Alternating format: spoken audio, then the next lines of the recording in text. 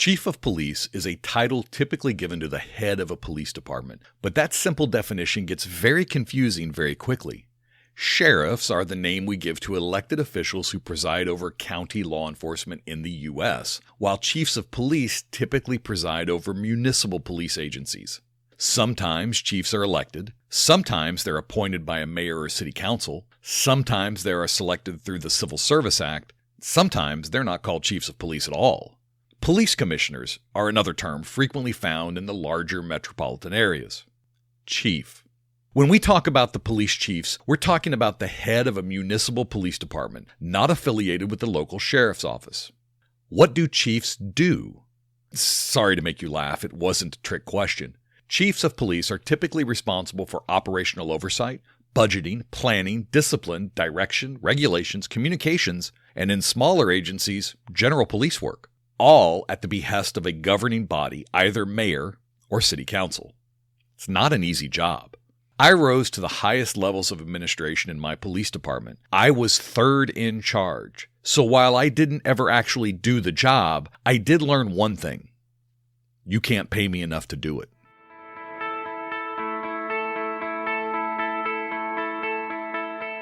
It's time to start telling our own stories. I'm Steve Kellums, and welcome to Blue Canary.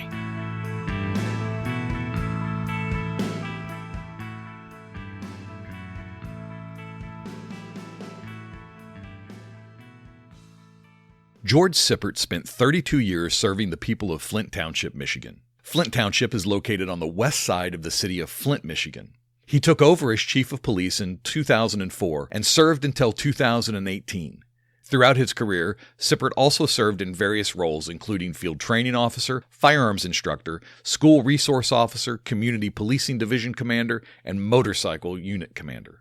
He is also a graduate of the Federal Bureau of Investigation's National Academy, a member of the Michigan Associations of Chiefs of Police, Genesee County Chiefs Association, Central Michigan Chiefs Association, Genesee County 911 Advisory Board, and the Flint Area Narcotics Group Advisory Board. I've had the pleasure of knowing and speaking with George on a number of occasions, and I couldn't think of anyone better to discuss the role of the police chief. George, thanks so much for coming on the show and talking to me. I really appreciate it. Well, hello, Steve. Thank you for having me. When I was looking at leadership for this year, I really wanted to talk to those people that had served at the high levels in policing administration, those chiefs and those sheriffs. And when I was trying to come up with a nice chief of police to talk to, your name was on a short list for me. And I thought that it would be a perfect opportunity for us to sit down and chat about your experiences as chief of police. Can you spend a few minutes, though, and tell our audience about your backgrounds and your involvement in law enforcement and how you ended up to be chief?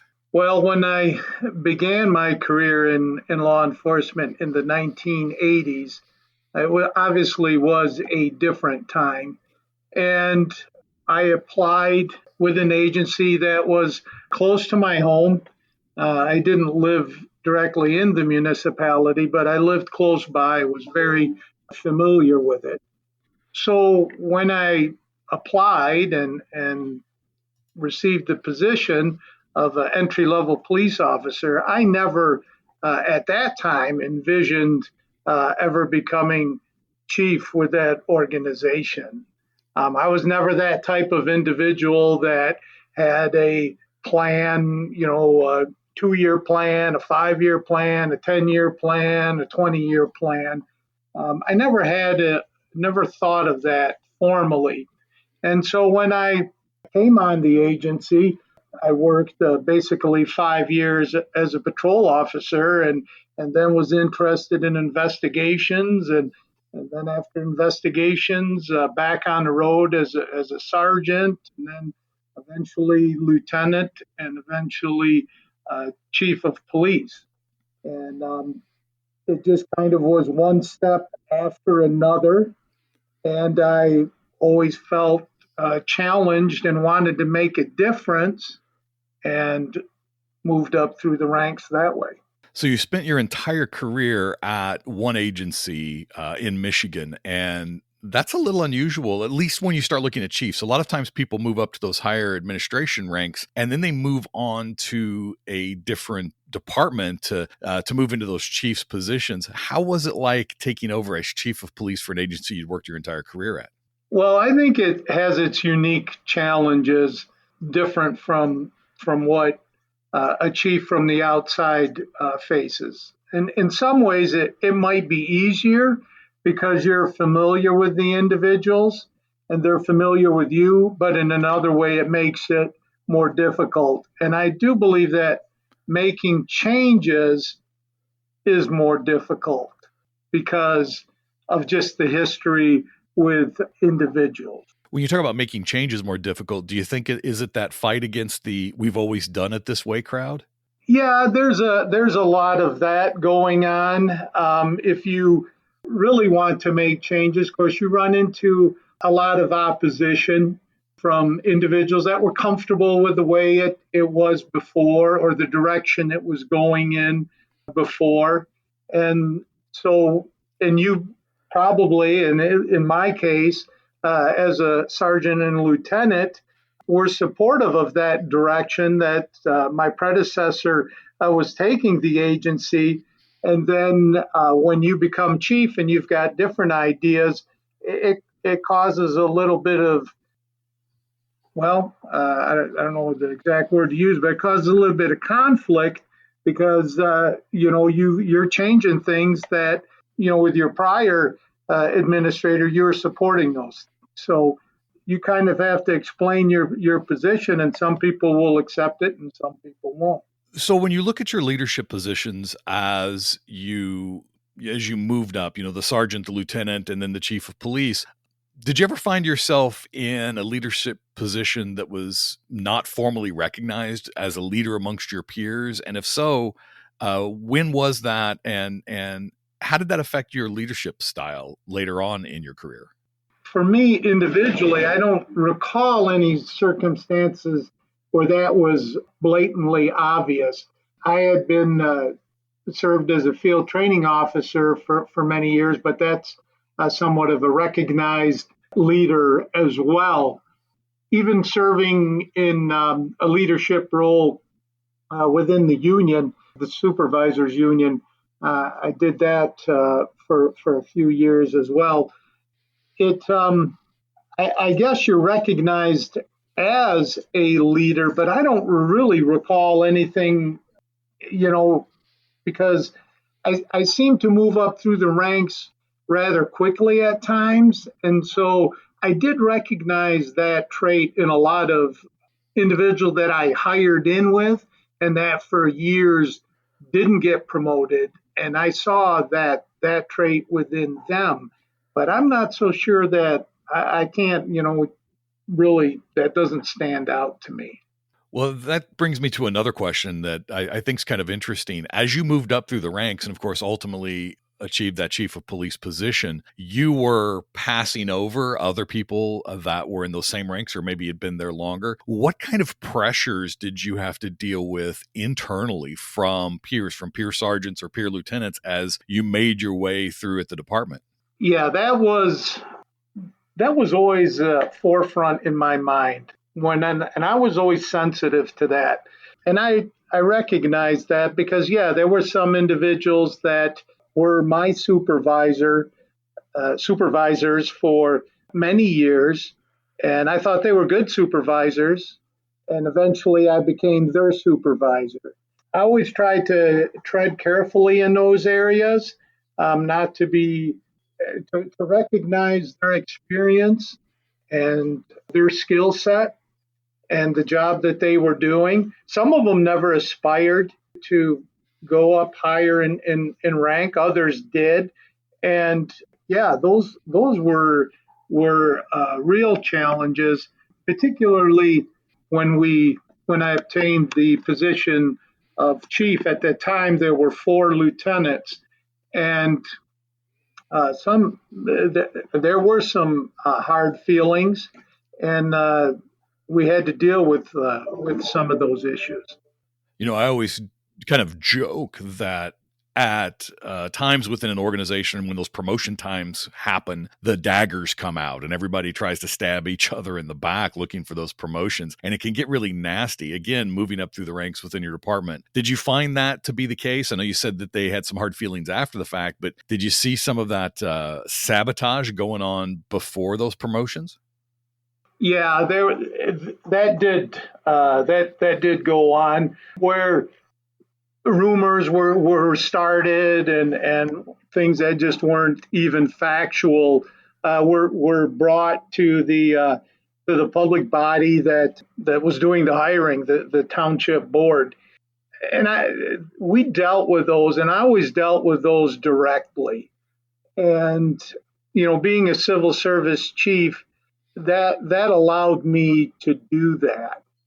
And so yeah, when because there was one particular individual that really wanted the position, and it didn't work out. And he was he was disruptive for quite some time. Tried to bring him on board, but ultimately, I never was really to fully able to bring him on board. But knowing also that his position was solid with my supervisors, it leads to undermining, and it's a longer process, but you have to address it, and ultimately we did. I think that's a interesting leadership challenge when you take over in that position and those upper level supervisors that are supposed to be able to assisting you aren't necessarily doing that yet. Specifically, what kind of steps did you try to do to try to bring them on board? What kind of steps did you try to do to fix those problems? Well, first of all, I was patient. At least I felt I was being patient, and I think I was. We made changes at that time, tried to explain the changes, and just kind of let that individual try to work themselves through the changes. But in the long term, when your position is continually being undermined, and I think it went on for probably about 18 months before we were able to make some changes and move the position, or move that individual to an off-site position, which I think turned out to be a win-win for that individual and for the agency, because they were kind of removed from the environment at the agency where they were not happy, and they were able to finish out their career in a multi-jurisdictional task force that, although they were still working with the agency, they were removed. You said something earlier. You said you were a civil servant chief, and that really interests me because the Civil Service Act was an act that attempted to take politics out of law enforcement, but it kind of became very political early on. And now many states in the United States don't follow civil service, or even if the states have some Civil Service Act statutes in it, they're rarely applied, or only applied in certain places. Can you explain what it means to be a civil servant chief? Well, yeah, it is a unique position, I believe, even here in the state of Michigan.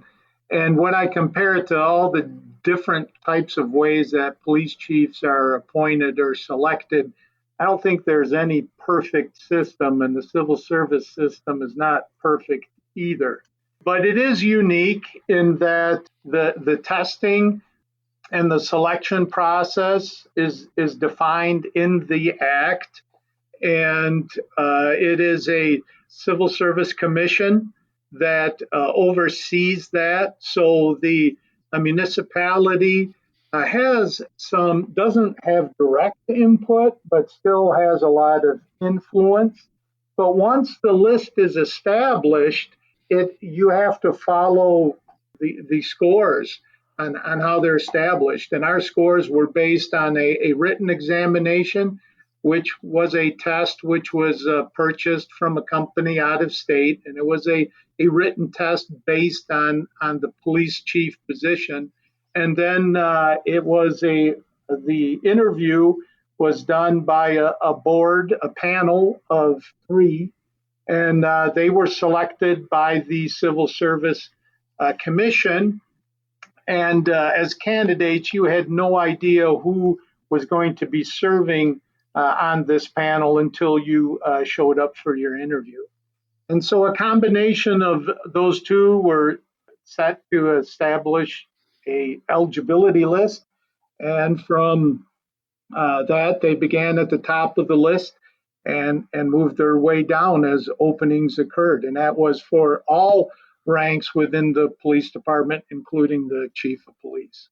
So once you were made that civil servant chief, most chiefs are appointed by a mayor or a mayor's board, and then they serve at the whim of that mayor. And therefore, politics kind of heavily flows into that from that mayor's office. You got to keep your mayor happy. But a civil servant, you couldn't be fired. Is that correct? Well, I could be. There were certain things that are listed in the act that you can be fired for. Obviously, committing crime or malfeasance and numerous other things. But just generally speaking, you did not serve at the pleasure of an elected official. I was appointed by a township board, which was 7 individuals with 7 votes. So it always took 4 votes to get everything to move things forward. But my position always was, even when I took this job or took the position, I never wanted to work for a governing body that didn't want me working for them. And so I never wanted to be in an adversarial relationship with the elected officials. Now, I mean, we had disagreements over times on different issues, but for the most part, I always had the support of my township board, and those members changed over the years. I worked for 3 different supervisors, and they all had different styles. The last supervisor was, I worked with that individual the longest. And so I was able to always work closely with the board, even if we disagreed on issues, and it was usually always towards funding. I always kept in mind, and I would tell this to the board members, that I didn't really view myself directly as working for the township board. I viewed myself as working for the residents of the community. And that's who I always kept in mind on my decisions. And that seemed to work out well over the years. I served 13 years as chief of police and retired with over 32 years with the agency. And yeah, I felt that I always had the support. There were times when certain township supervisors had different leadership styles, and some of those were challenging, but still, I always felt that I had the support. So politics, you had to spend time doing politics. How much of your time, if you had to take a guess, if and a percentage, how much of your time do you think that you spent on leading in the civilian realm, not within the department, but leading those township council members, leading the citizens of the township? How much time do you think you spent doing that? Well, I think it was pretty significant, and it also changed at the time of the year. Obviously, when it came down to budget preparation time, or we wanted to make big changes or big purchases, then there was a lot more time spent with the elected officials, or if it was during the year of contract negotiations, things like that. But overall, I would say at least a third of my time was spent kind of in those areas dealing with those types of issues. Now, you said that you approach that from the standpoint of, trying to work with them, even if you had some struggles. Were there any ever major conflicts that you had between your leadership at the department and the politics outside of the department? Not anything significant that stands out in my mind. I mean, we had issues as you could typically imagine with different employees. We discharged some employees, dealt with some serious discipline on different issues like that. But once all the facts were gathered and I laid out my case before our board members, they were always very supportive. And I don't recall any major issues coming up along those lines. Another leadership leading peers, other chiefs within the area. I think it's interesting, and I want to kind of discuss that for a minute. Where you worked in Michigan, Flint Township, there are a lot of other police departments that are all kind of piled on top of each other. Michigan has the townships and the municipals and the sheriffs and all of this. So there's a lot of interaction taking place. And then, of course, with a city that has a really high violent crime rate, that you're a part of and around, that kind of trickles in. What kind of challenges did you face trying to deal with other police administrators in your area? So for the most part, we had a great working relationship. In the greater Flint area in Genesee County, the police chiefs have an organization. It's a formal organization, an association. They meet monthly, and partners also from the federal and state level attend those meetings, and various issues are discussed consistently. And we always worked together very well in those areas. Some areas may have been more challenging when we tried to, at different times, get a regional records management system. We never seemed to come to an agreement on that. But we all shared a central dispatch system for the county. That's one thing that we did well together, and it still continues today. A training consortium, the same thing. So, but with dealing with the different chiefs that would come and go, for instance, from the city of Flint, where they do have a strong mayor form of government, and the chiefs can change quite frequently. We still always had a good working relationship that we could reach out to one another, contact one another by text or by phone, and we never really had those types of serious challenges where agencies were trying to undermine one another. I know that training is important to you. You currently run the regional training group in that area, and that's where we met. And I've worked for you for a couple of years now through that training consortium. And I want to talk about training for leadership positions, because I'm curious, as you were promoted, did you get leadership training for prior to getting those promotions, or after you got the job, or did you not even get them at all?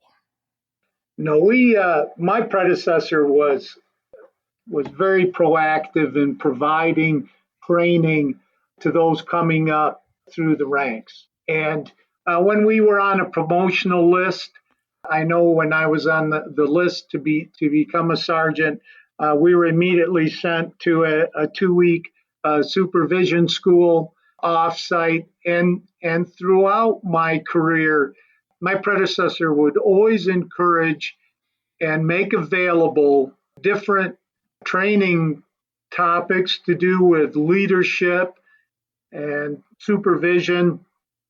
And it helped prepare the agency for the future. And as far as if when you made the rank of lieutenant, everyone was sent to a staff and command school or the FBI National Academy. I had the privilege of attending the National Academy. I learned a lot from that type of training, meeting with other individuals that I viewed as being solid leaders, and watching what they did or hearing what they did, and then imitating what they did, adopting some of their practices into how I operated. I felt that was very important and very beneficial throughout my career. So you did have an opportunity to go to the National Academy. Did you find that to be very useful? And at what point in your career did you actually get to attend that? I attended that in 2001 and was promoted to chief in 2004. So I was a lieutenant. I was at the rank of lieutenant.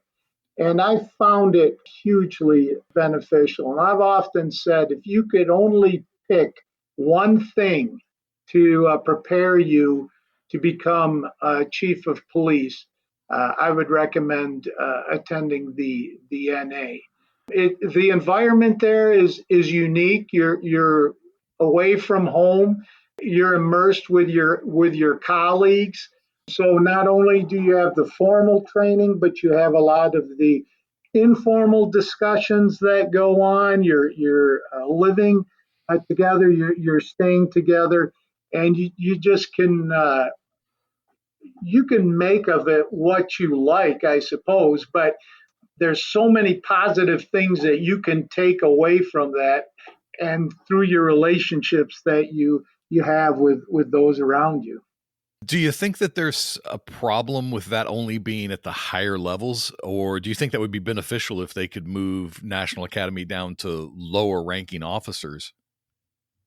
Well, they here in Michigan they have tried to do that in that they provide a 1 week class as well that has some of the same topics that are at the National Academy, but much more abbreviated. And I know that many agencies send their the officers or personnel in the lower ranks. They send them to that class, and even here in the state of Michigan, we have the Michigan Association of Chiefs of Police. They put on a new chiefs or a new administrator school, which is a 1 week class, and a lot of the topics are discussed at the same level as at the FBI Academy. It just goes through much quicker. So I do see an attempt to bring that experience that you receive at the FBI Academy down a little closer to home, because it is correct. Not everybody can leave for 10 weeks. Now, I'm curious, throughout your career, which position did you hold where you felt like you truly learned how to lead people? Well, I think early on as a sergeant, and I worked as a sergeant on the afternoon shift patrol, and then also in investigations as a sergeant. But I felt that's when you really worked most closely with people and could really make a difference. And I've always felt that the position of sergeant is the most important position in the agency, because when the chief goes home and the lieutenants go home, your sergeants are essentially the chief on the day-to-day operation, and their leadership is imperative to moving forward the agenda that the chief would like. And so buy-in by the sergeants is extremely important, and also very challenging, because you can run into a lot of undermining that happens at the position of sergeant. Now, is that where you developed your leadership style? And what style of leadership do you tend to follow? I, I'm sure that individuals that worked for me would have different descriptions, but my leadership style, in many ways, tend to be inclusive. I one time had a an older chief tell me there are very few decisions as chief of police that you have to make at the spur of the moment. They do happen, but oftentimes you put more pressure on yourself to make a decision and to kind of really think about it before you make major decisions. But also, I think one of my main leadership styles was to seek the counsel of others. The decision ultimately was always mine, but I felt that people like to be heard and like to be included in the decision process. I know I liked that when I was in the lower ranks. And so oftentimes, if we could include people in discussions, obviously with sergeant, that isn't always the case. A lot of your decisions are made spur of the moment out working in the streets, but just having that relationship with the people that work for you, and having them feel like they can come talk to you, I think really pays dividends. Now, I've often said that the higher you get in your organization, the less power you have. Is that a true statement in your experience? I think it is, yeah, and I think it maybe even oftentimes it's a feeling of not being able to make changes, particularly when you run into resistance. But what is also very helpful is when you have the support of your elected officials. And I think sometimes elected officials don't fully appreciate what that means to a department head. But when you know that you have got the support of the community and the elected officials, it makes it easier to affect changes. When people within your agency resist your efforts, and it becomes clear to them that the community stands behind you, it is easier to affect change in that way. I'm curious, what advice would you have for anybody out there that is getting ready to take their first chief's job? Now that you spent 13 years as a chief of police, what advice would you give someone getting ready to move into their first chief's job? I would say one of the most important things is to relax. I know it's very stressful coming into a new position, but relax and kind of look at things and try to look at things a few years out. And even dealing with personnel issues, be sensitive to those that are working closest to you. You coming in is a big change to the organization, and they may need some time to adjust to that. Don't exclude people. If coming in as a chief, try to get everybody under your tent and invite people to come in under your tent. There may be a time where you'll have to remove them from your tent, but initially bring people together. I've often found that people really appreciate that more. The leadership has to be decisive and strong, but there's a time and a place for both of those. And I would not, if I have to give another piece of advice, it would be get over yourself. When you're selected as chief, don't take it personal, and don't take it personal when people attack you. They're attacking you because you're chief of police. And as chief of police, you're representing the community. And I considered it a privilege. I considered it an honor. And not everybody has that opportunity. But it's not all about you.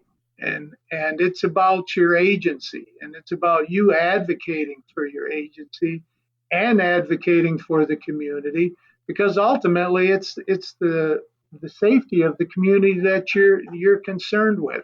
And so it's not about you. It's about a greater cause. And I think if you keep that in mind, that's a good solid foundation to start with. Now, finally, what I'm curious is what advice would you give to that brand new officer, the one just starting on the department and getting ready to start their leadership journey? What advice would you have for them? For them, I would take every opportunity that becomes available to you to receive experience and training. If you have an opportunity of different assignments, diverse assignments, take them.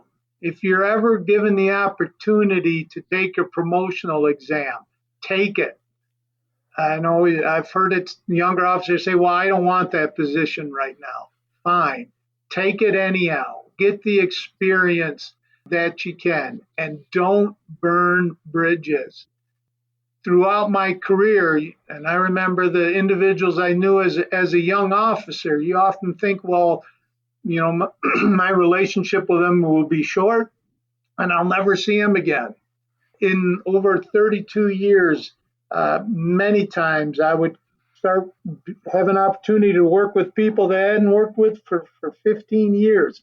And I think that, their memory of you or how you handle things are important. So I would say don't burn bridges and stay positive. Just don't get caught up in all the department politics, all the negativities. When a new officer enters an agency, they're going to be exposed to a lot, and they're going to hear from the people that are negative about the agency and the people that are positive about the agency.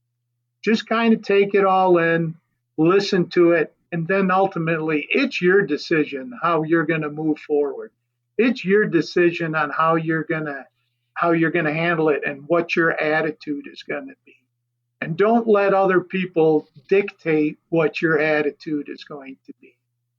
And that's kind of my suggestion to the younger people coming into the career. Those are pretty general views, but I think they're kind of universal from whatever agency or organization you're in. George, thanks so much for your time. I really appreciate it, and I'm really happy to have you come on the podcast and talk to me. Well, thank you, Steve. I always enjoy speaking with you.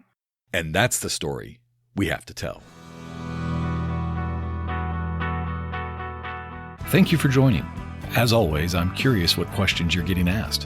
What isn't the news covering? What story needs to be told? Connect with me at bluecanarypodcast@gmail.com.